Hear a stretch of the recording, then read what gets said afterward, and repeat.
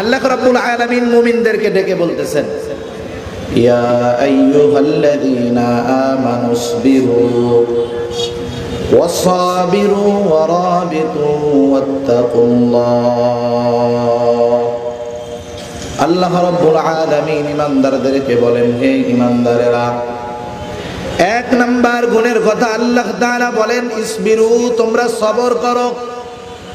এরপরে আল্লাহ তাআলা বলেন ওয়াসাবিরু, সবরের উপরে অটল থাকো। তিন নাম্বার আল্লাহ তাআলা বলেন ওয়ারাবিতু, সর্ব অবস্থায় তোমরা জিহাদের জন্য প্রস্তুত থাকো। চার নাম্বার, এই তিনটা বিষয় যেই বিষয়টার উপরে নির্ভর করে সেটা হলো তাকওয়া।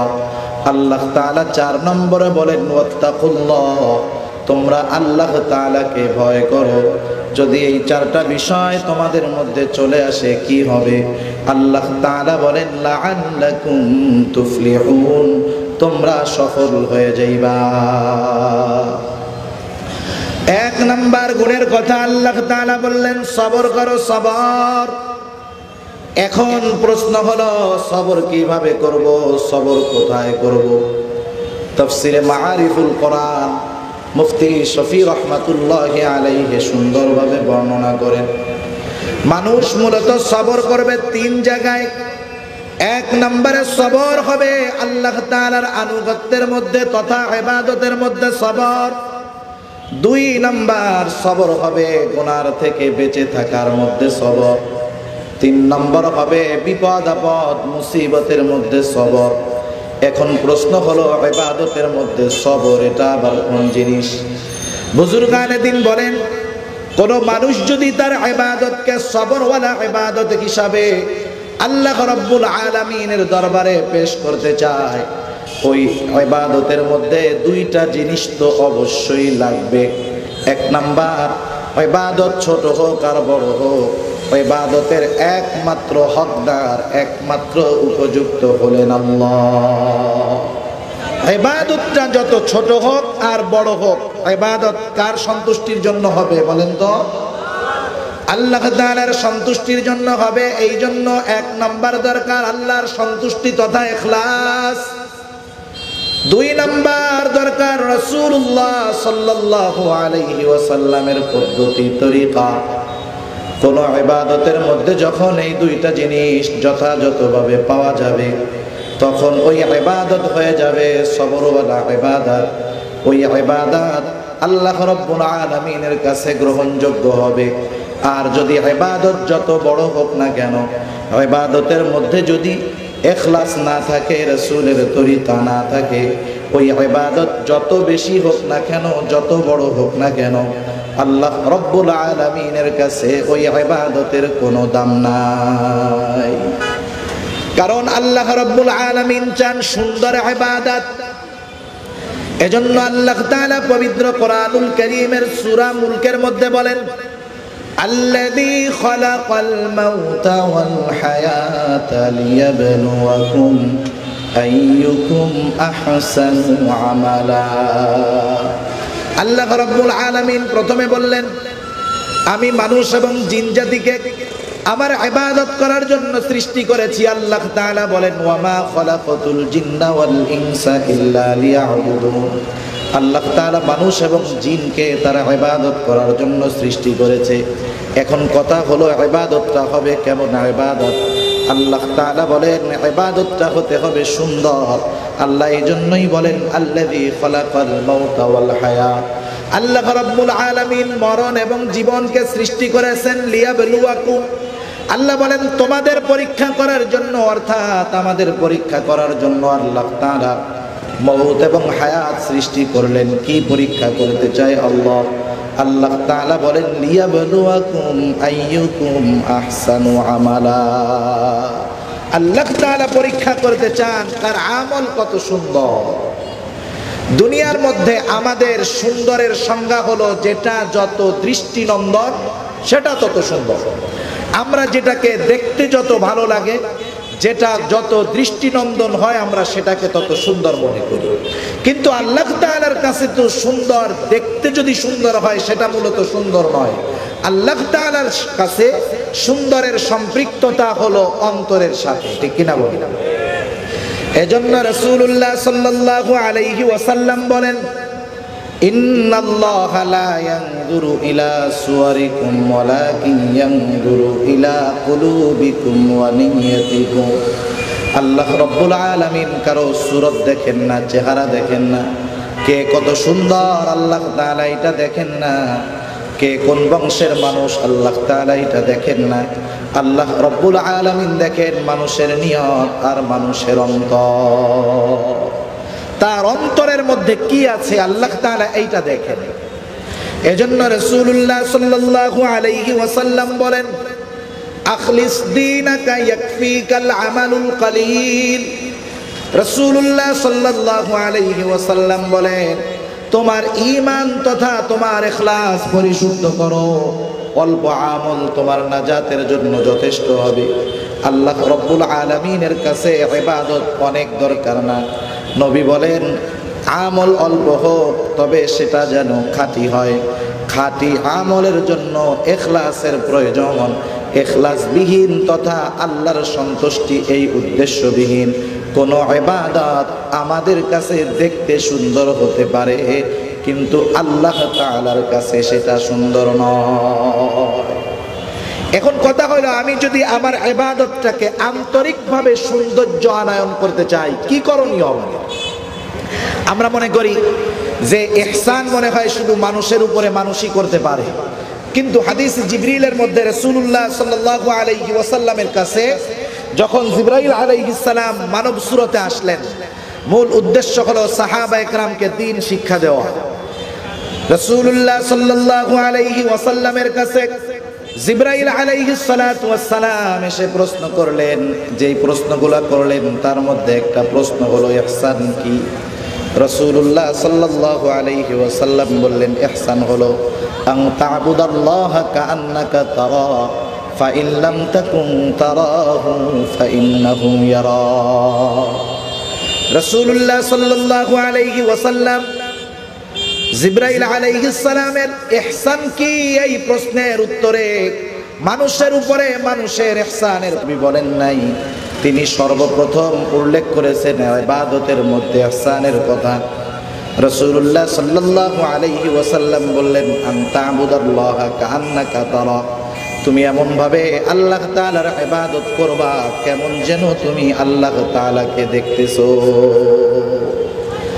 আর যদি এটা সম্ভব না হয়, ফাইল্লাম তাকুন তারাহু ফাইন্নাহু ইয়ারাকা, এটা যদি সম্ভব না হয় অবশ্যই তো আল্লাহ তাআলা আমাদেরকে দেখতেছেন। আল্লাহ দেখেন না? আল্লাহ তাআলা তো দেখেন। দুনিয়ার মানুষের দেখা একরকম আর আল্লাহ তাআলার দেখাটা আর এক রকম।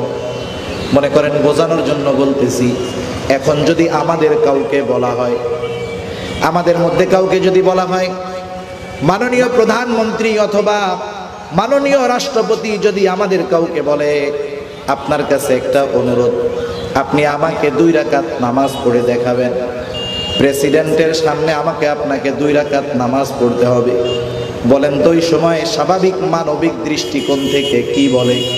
মানবিক বিষয় তো বলে, আমি তখন চেষ্টা করব আমার ইবাদতটা জানি এত সুন্দর হয়, ভেতরে সূরা কেরাত যা পড়লাম, কিন্তু বাহিরের দৃশ্যমান রুকু সেজদা কিয়াম এগুলা জানি এত সুন্দর হয় যাতে রাষ্ট্রপতি দেখে খুশি হয়ে যায়। অবশ্যই সবাই চেষ্টা করবে এইটাই। রাষ্ট্রপতির সামনে যদি বলা হয় 2 রাকাত নামাজ পড়েন, তাইলে এইটাই চেষ্টা করা হবে যে তাকে আমার রুকু, আমার সেজদা, আমার নামাজের মধ্যে ধীর স্থিরতা, আমার নজর সব কিছু এত সুন্দরভাবে আমি কন্ট্রোলিং করব। আমি চিন্তা করব আমার জীবনের শ্রেষ্ঠ দেখানো নামাজ আজকে প্রেসিডেন্টকে দেখাইতে হবে, আসল নামাজ না, দেখানো নামাজ, ঠিক না? আমি মনে মনে কেরাত সূরা যা পড়ি না কেন, ওইটা তো আর রাষ্ট্রপতি দেখবে না। রাষ্ট্রপতি দেখবে আমি কেমনে দাঁড়াইলাম, আমি কেমনে রুকু করলাম, আমি কেমনে সেজদা করলাম।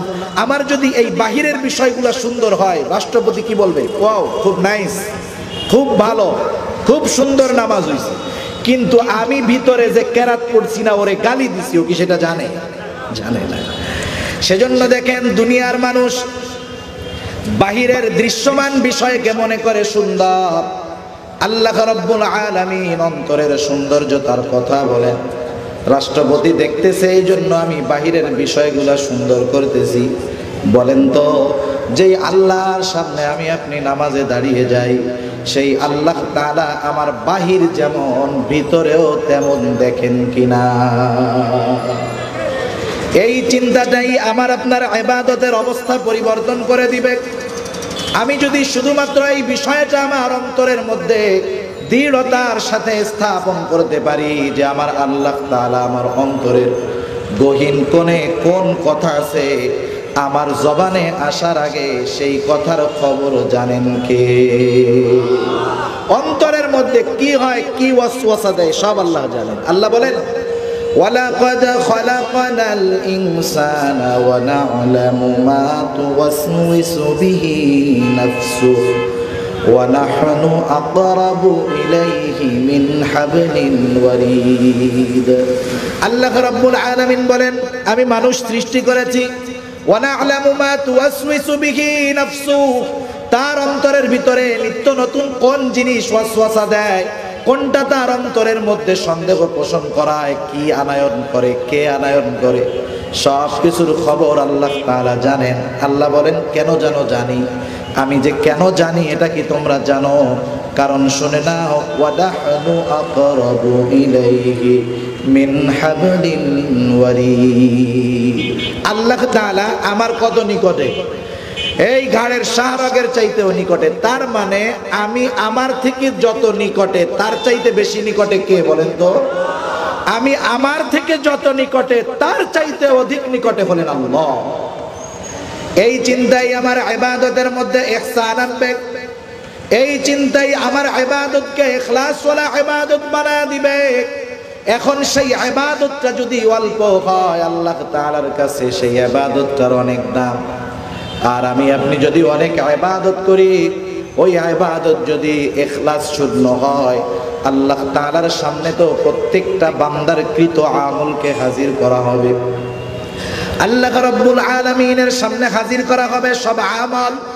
আল্লাহ তাআলা শুধুমাত্র সেই আমলগুলাকে কবুল করবে যেই আমলগুলা ছিল ইখলাসওয়ালা, আল্লাহ তাআলার সন্তুষ্টির জন্য।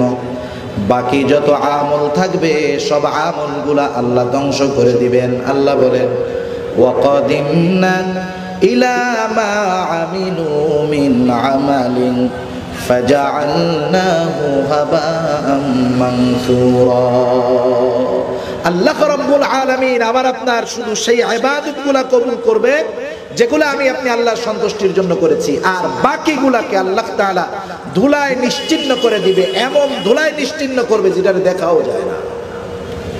যেমন আল্লাহ তাআলা তো এটা অবশ্যই পারবেন, কোনো সন্দেহ নেই। যেমন আমরা যদি কেউ ব্যাংকে যাই, ব্যাংকে যাওয়ার পরে মনে করেন একজন 1 লক্ষ টাকার একটা নতুন বান্ডিল নিয়ে গেছে, 1000 টাকার 100 নোট, প্রত্যেকটা নোট একেবারে ব্যাংক নোটের মতো নতুন, কিন্তু এই নোটগুলার মধ্যে 10টা আছে জাল টাকা। এই 10টা জাল টাকা সহকারে একেবারে নতুন বান্ডিল যখন ব্যাংকে নিয়ে দেওয়া হবে, ব্যাংকে দেওয়ার পরে যখন ক্যাশিয়ার ব্যাংকের মেশিনের মধ্যে দিবেন, টাকা যখন গণনা শুরু হয়ে যাবে, এইবার গুনতে গুনতে যখনই জাল টাকা বাঁধবে, বলেন তো মেশিনে ইনফরমেশন দিবে কি দিবে না? মেশিন জানায় দিবে এটা কিন্তু জাল টাকা, বাইর করা হলো একটা জাল। এইভাবে করতে করতে এক বান্ডিলের মধ্যে 10টা জাল টাকা যখন পাবে, ভুলে 1টা 2টা হতে পারে, কিন্তু ভুল কইরা 100টার মধ্যে 10টা জাল টাকা নিশ্চয়ই সন্দেহ।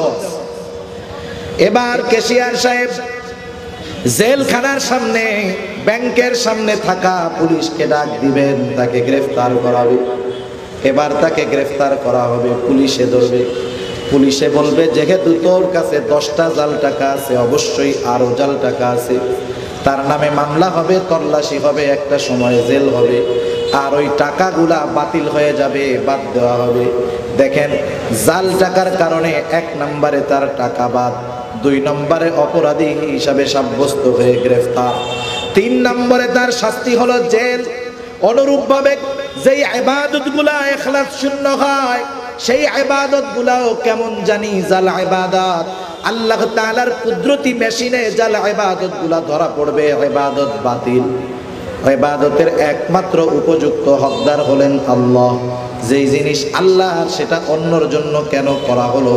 এই অপরাধে হলো গ্রেফতার, আর এই অপরাধের জন্য শাস্তি হয়ে যাবে জাহান্নাম।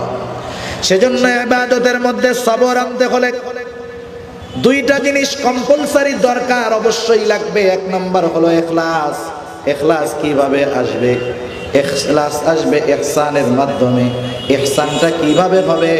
ইহসান হবে আমি যখন ইবাদত করি মনে করব আমি আল্লাহকে দেখে ইবাদত করতেছি, অথবা আমি না দেখি অবশ্যই আল্লাহ তাআলা আমাকে দেখতেছে। ইহসানওয়ালা ইবাদত, এটা হলো ইখলাসওয়ালা ইবাদত। আর এই ইবাদত আল্লাহ তাআলার কাছে কবুল হয়। দ্বিতীয় শর্ত হলো রাসূলের তরিকা, রাসূলের পদ্ধতি।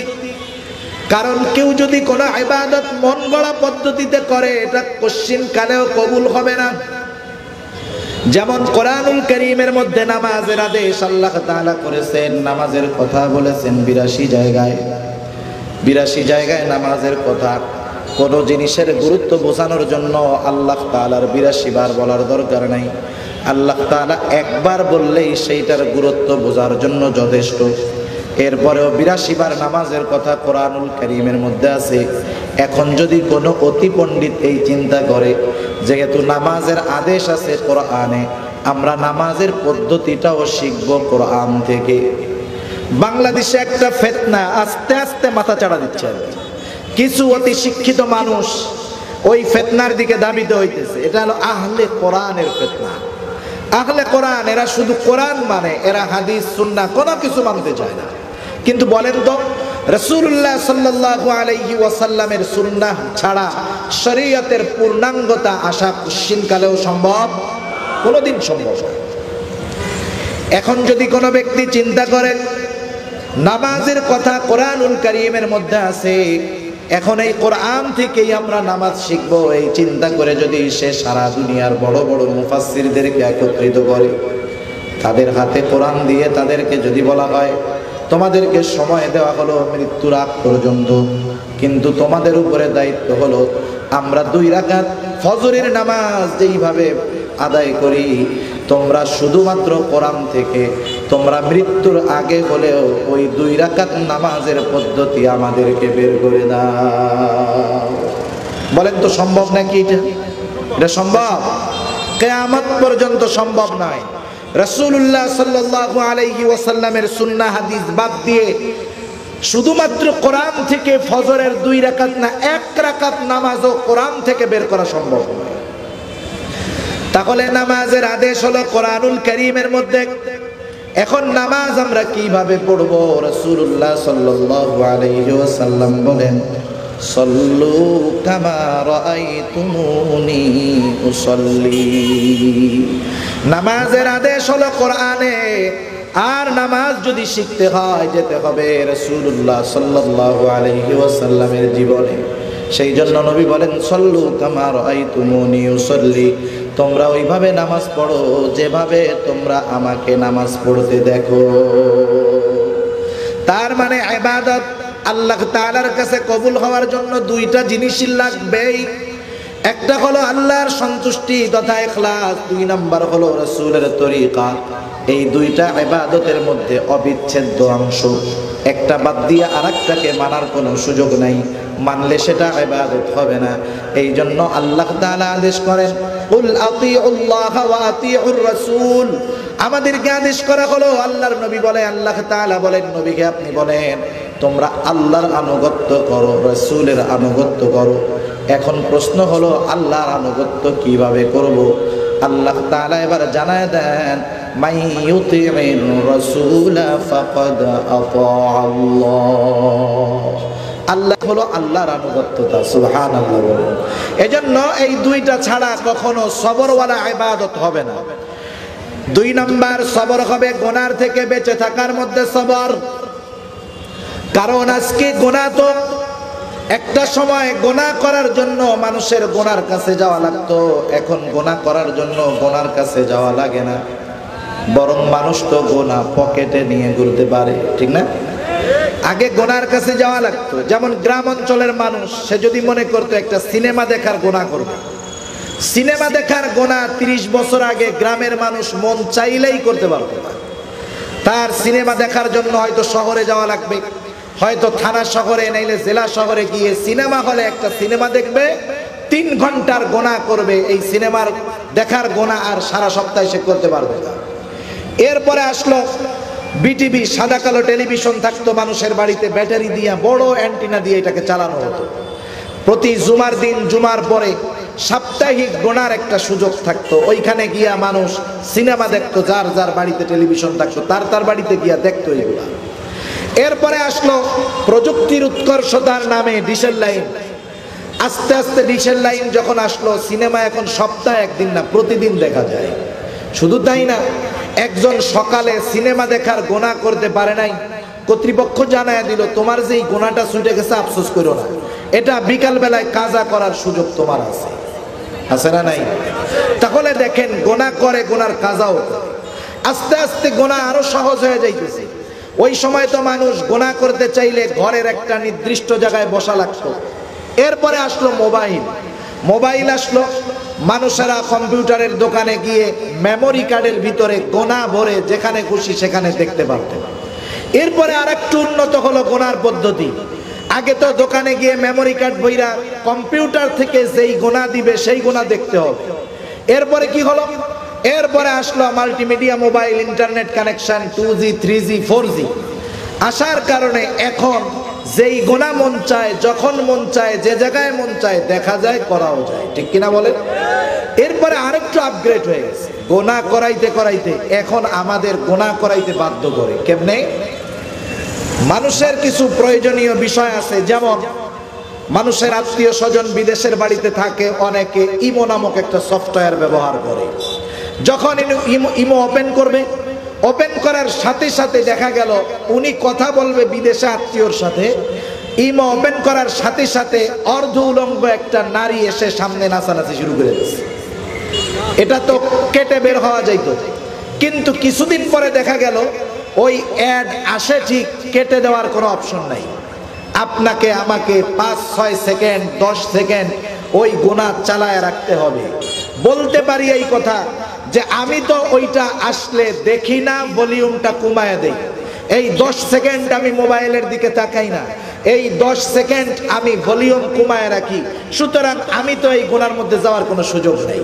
আসলে বিষয়টা তা না। কমপক্ষে আমি ওই গোনা দেখি আর না শুনি, আমার টাকা দিয়ে 10 সেকেন্ড গোনা তো চালানো হইতেছে। ঠিক কিনা বলেন? যেমন অনেক ভালো মানুষ আছে, টাকাওয়ালা মানুষ, ওনারা সুদ খান না, সুদের সাথে সম্পৃক্ত নয়। এই মানুষগুলা যদি ঘরের মধ্যে 10 কোটি টাকা নগদ রাখে, বলেন তো এই লোকটা তার বাড়িতে নগদ 10 কোটি টাকা সহ সে তার জান এবং মাল দুটাই কি নিরাপদ না অনিরাপদ? নিঃসন্দেহে অনিরাপদ। কেউ যদি জানতে পারে এনার ঘরের মধ্যে 10 কোটি টাকা নগদ আছে, তাহলে ঘর সহ তুলে নিয়ে যাওয়ার ব্যবস্থা করবে না। এখন এই জান এবং মালের নিরাপত্তায় ওলামায়ে কেরাম ব্যাংকে টাকা রাখার কথা বলছেন, রাখা যাইতে পারে। এখন হাজী সাহেব মানুষ, সবাই চিনে ব্যাংকওয়ালারা, উনি সুন্দর মতো 10 কোটি টাকা নিয়ে উনি ব্যাংকে ক্যাশিয়ারের কাছে গিয়ে জমা দিলেন। জমা দেওয়ার পরে বলেন তো ক্যাশিয়ার সাহেব কি এটা করবে নাকি? সুন্দর মতো আলাদা একটা বস্তার মধ্যে 10 কোটি টাকা ভালো মতো বাইদা প্যাকেট করে পিয়নকে কি এই কথা বলবে যে এই টাকা সুন্দর মতো ভেতরে বাক্স কোণার মধ্যে রাইখা দিবা, হাজী সাহেব যখন আসবে এই বস্তা সহ আবার তাকে ফেরত দেওয়া হবে? এরকম করবে? এরকম তো করবে না। বরং 10 কোটি টাকা জমা হওয়ার সাথে সাথে ক্যাশিয়ার সাহেব এই রকম মোটা এক বান্ডিল কাগজ নিয়ে ব্যাংকের ম্যানেজারের কাছে চলে যাবে। যাইয়া সে তাদের ভাষায় শুকরিয়া আদায় করবে, বলবে ম্যানেজার সাহেব সুসংবাদ, আর টেনশন করেন না। কি হইছে? এই যে মানুষের সুদের উপরে লোন চাইতেছিল, এটা তো দিতে পারতেছিলাম না, ব্যাংকে টাকার অভাব। সে তার ভাষায় বলবে আলহামদুলিল্লাহ, হাজী সাহেব 10 কোটি টাকা দিয়ে গেছে, এখন 20 জনকে সুদে লোন দিতে আর অসুবিধা নেই। তাহলে দেখেন, হাজী সাহেব সুদ খায় না, কিন্তু হাজী সাহেবের টাকার দ্বারা সুদের কারবারই চলে। ঠিক কিনা বলেন? সেজন্য দেখেন, আমরা গোনা দেখি না, শুনি না, কিন্তু আমার টাকায় আমার মোবাইলে এই ইসলাম বিদ্বেষীরা গোনা চালাইয়াই ছাড়ে। সেজন্য গুনাহ এখন আমার আপনার পকেটের মধ্যে ঢুকে গেছে। গুনার থেকে বেঁচে থাকাটা বড় কঠিন, কিন্তু এরপরেও আল্লাহ রাব্বুল আলামিন মানুষকে ভালো মন্দ বুঝবার একটা জ্ঞান দিয়েছেন। আল্লাহ রাব্বুল আলামিন মানুষকে বুঝতে দিয়েছেন কোনটা ভালো কোনটা মন্দ। এখন দেখুন, যদি যে ধর্ষণ করে ধর্ষক, যে ইফটিজিং করে ইফতিজার, যে চুরি করে চোর, বলেন তো কোনো ধর্ষকের সাথে তার বাবা যদি থাকে, ওই ধর্ষক কখনো ধর্ষণের দিকে বাড়বে নাকি? চোরের সাথে যদি তার বাবা থাকে, চোর কি চুরি করবে নাকি? চোরের সাথে তার বাবা থাকলে চুরি করবে না। ইফতিজারের সাথে যদি তার বাবা থাকে, ইফটিজিং করবে না। সে যদিও এই কর্মগুলা, এই গুনাহগুলার মধ্যে অভ্যস্ত, কিন্তু বাবার সাথে থাকার কারণে, ভাই সাথে থাকার কারণে, কাছের মানুষ সাথে থাকার কারণে এই লোকটা তখন গুনাহ করবে না। কারণ সে চিন্তা করবে তার বাবা তার গুনাহ দেখতেছে, বাবা সাথে আছে, গুনাহ করা যাবে না। উশৃঙ্খল একটা যুবক রাস্তা দিয়ে হাঁটতেছে, সে যখন দেখবে এখানে সিসি ক্যামেরা লাগানো আছে আর নিচে লেখা আছে যে এখানে যারা চলে পথচারীদের পথ চলাকে রেকর্ড করা হইতেছে, গতিবিধি পর্যবেক্ষণ করা হইতেছে, ওই সিসি ক্যামেরার লেন্সটা দেখার সাথে সাথে তার হাঁটার মডেলটা পাল্টে যাবে। তার মানে দেখেন, আমি আমার বাবার ভয়ে গুনাহ করি না, প্রশাসনের ভয়ে গুনাহ করি না, ওস্তাদের ভয়ে গুনাহ করি না, ক্যামেরার লেন্সের ভয়ে গুনাহ করি না। এই চিন্তা করি যে আমি গুনাহ যদি করি ওরা আমাকে দেখে ফেলবে, সিসি ক্যামেরায় আমার গুনাহ রেকর্ড হয়ে যাবে। আমি বাবার ভয়ে গুনাহ করি না ঠিক, কিন্তু যেই আল্লাহ আমার চাইতেও আমার বেশি নিকটে, সেই আল্লাহর ভয়ে আমি গুনাহ ছাড়তে পারি না। এখন যদি আমার মধ্যে এই চিন্তা আসতো যে আমার আল্লাহ তো আমার চাইতে আমার অধিক নিকটে, আমার আল্লাহ সর্ব অবস্থায় আমাকে দেখতেছে, রাতের আধারে দেখতেছে, দিনের আলোতে দেখতেছে, শুধু তাই নয়, আল্লাহ রব্বুল আলামিন জানায় দেন আমার আপনার সাথে দুইজন ফেরেশতা বালেগ হওয়ার পর থেকে দুই কাঁধে নিযুক্ত আছে। দুইজনে খাতা কলম নিয়ে বসে গেছে। বালেগ হওয়ার পর থেকে আমার সব সৎকর্ম, আমার সব অপকর্মগুলা লিখিত আকারে রেকর্ড হয়ে যাইতেছে। আল্লাহ রব্বুল আলামিন বলেন কিরামান কাতিবিনা ইয়ালামুনা মা তাফআলুন। আল্লাহ তাআলা আবার বলেন ইযি ইয়াতালাক্কাল মুতালাক্কিয়ানি আনিল ইয়ামিনি ওয়া আনিশ শিমালি কাঈদ। দুইজনকে দুই কাঁধে আল্লাহ বসায় দিয়েছে। ওরা আমার আপনার সব কিছুর হিসাব করতেছে। ওরা কিন্তু সরকারি চাকরিজীবীর মতো না যে ওদের দৈনিক 8 ঘন্টা ডিউটি, শুক্র শনি এই 2 দিন ছুটি, এরকম নাকি। এদেরকে বালেগ হওয়ার সাথে সাথে ওরা আমাদের সাথে যা আছে মরার আগ পর্যন্ত থাকবে। কিছু ফেরেশতা আছে কিছু জায়গায় যায় না, যেমন কারো ঘরের মধ্যে যদি জীব জানোয়ারের ছবি থাকে, কুকুর থাকে, ওই জায়গায় রহমতের ফেরেশতা যায় না। কিন্তু কেউ যদি চিন্তা করে, এই চিন্তা কইরা যে আমি আমার সাথে সব সময় জন্তু জানোয়ার আর কুকুর রাখবো, জানি মালাকুল মউত ফেরেশতা না আসতে পারে, বলেন তো এই চিন্তা যদি কইরা রাখে কাজ হবে বলেন? কিছু ফেরেশতা আছে কখনো আলাদা হয়। জেনাখোর জেনা যখন করে ও জায়গায়ও থাকে, চোর যখন চুরি করে সেই জায়গায়ও থাকে, যত বড় অপরাধ করে সেই জায়গায় থাকে। কিরামান কাতিবিন সর্ব অবস্থায় থাকে। শুধু তাই নয়, আর একজন ফেরেশতা থাকেন যিনি আমাদের কথাগুলোকে রেকর্ড করে। আল্লাহ বলে মা ইয়ালফিযু মিন কাউলিন ইল্লা লাদাইহি রাকীবুন আতীদ। দক্ষ সংরক্ষণকারী আমার আপনার প্রতিটা কথাকে সংরক্ষণ করতেছে। এরা কখনো আমার থেকে আলাদা হয় না। আর মালাকুল মউত তার নির্দিষ্ট সময় আমি আপনি যেখানেই থাকি না কেন উপস্থিত হয়ে যাবে। এখন আমার চিন্তা কোন দিকে আনার দরকার? আমার চিন্তা আমি বাবার ভয়ে গুনাহ করি না, বাবা দেখবে এই জন্য। রাস্তায় গুনাহ করি না, মানুষেরা দেখবে এই জন্য। প্রশাসনের লোকের সামনে গুনাহ করি না, শাস্তি দিবে এই জন্য। অথচ আমার সাথে কিরামান কাতিবিন সর্ব অবস্থায় আছে, আর একজন ফেরেশতা আমার কথাগুলা লিপিবদ্ধ করতেছে। আমার আল্লাহ সর্ব অবস্থায় আমাকে দেখতেছে। এই চিন্তা যতক্ষণ আমার মধ্যে না আসবে, প্রশাসন বলেন, আইন বলেন, যত কিছু বলেন না কেন, সব কিছু প্রয়োগ করেও মানুষকে গুনাহ থেকে ফেরানো যাবে না। সেজন্য একটা মানুষ যখন গুনাহ করে, সে শুধু গুনাহ করে না, সে খেয়ানত করে। কারণ আল্লাহ সুবহানাহু ওয়া তাআলা প্রত্যেকটা অঙ্গ প্রত্যঙ্গ, আমার, আপনার, আমাদের যা আছে সব আল্লাহর পক্ষ থেকে আমানত। এজন্য আল্লাহ তাআলা বলেন, ইয়ালামু খাইনাতাল আ'য়ুনি ওয়া মা তুখফিস সুদূর। আল্লাহ রাব্বুল আলামিন বলেন, আল্লাহ তাআলা জানে তোমরা চোখের কি খেয়ানত করো। শুধু তাই নয়, আল্লাহ তাআলা জানে তোমরা অন্তরের মধ্যে কি লুকায় রাখো, আল্লাহ তাআলা জানে। তার মানে আল্লাহ শুধু চোখের খেয়ানতের কথা জানে না, আল্লাহ রব্বুল আলামিন আমার অন্তরের খেয়ানতের কথাও জানে। যদিও আল্লাহ তাআলা এখানে দুইটা জিনিসের কথা উল্লেখ করছেন, কিন্তু এই দুইটা জিনিস সব কিছুকে শামিল করে। যেমন অন্তরের খবর যে জানে, বাহিরের খবর তার জন্য জানা কি সহজ না কঠিন? নিঃসন্দেহে সহজ। আল্লাহ তাআলা আমার প্রত্যেকটা অঙ্গ প্রত্যঙ্গের গুনার ব্যাপারে, খেয়ানতের ব্যাপারে আল্লাহ তাআলা জানে। আমাকে, আপনাকে, আমাদেরকে এই চিন্তাই শুধুমাত্র গুনার থেকে ফেরাতে পারে, গুনার মধ্যে সবর আনায়ন করতে পারে, এছাড়া অন্য কোনো পদ্ধতি সম্ভব না। এরপরে সবর হবে বিপদ আপদ মুসিবতের মধ্যে। কারণ দুনিয়ার মধ্যে আল্লাহ রাব্বুল আলামিন ইমানদারের ইমানের ব্যাপারে আল্লাহ তাআলা পরীক্ষা নেবেন, এটা তো আল্লাহ জানায়া দিয়েছেন। আল্লাহ তাআলা বলেন, ওয়ালা নাবলুওয়ান্নাকুম। এই দুইটার আওয়াজটা বাড়ানো, আওয়াজটা ছাড়ে না, খুব কষ্ট হইতেছে কথা বলতে। ওয়ালা নাবলুওয়ান্নাকুম বিশাইইম মিনাল খাউফি ওয়াল জু'i ওয়া নাকসিম মিনাল আমওয়ালি ওয়াল আনফুসি ওয়াত থামারাত ওয়া বাশশিরিস সাবিরিন। আল্লাহ রাব্বুল আলামিন বলেন, অবশ্যই তিনি আমাদের পরীক্ষা নেবেন। আল্লাহ তাআলা সেই কথা জানায় দেন। আল্লাহ বলেন, ওয়ালা নাবলুওয়ান্নাকুম, অবশ্যই তোমাদের পরীক্ষা নেওয়া হবে।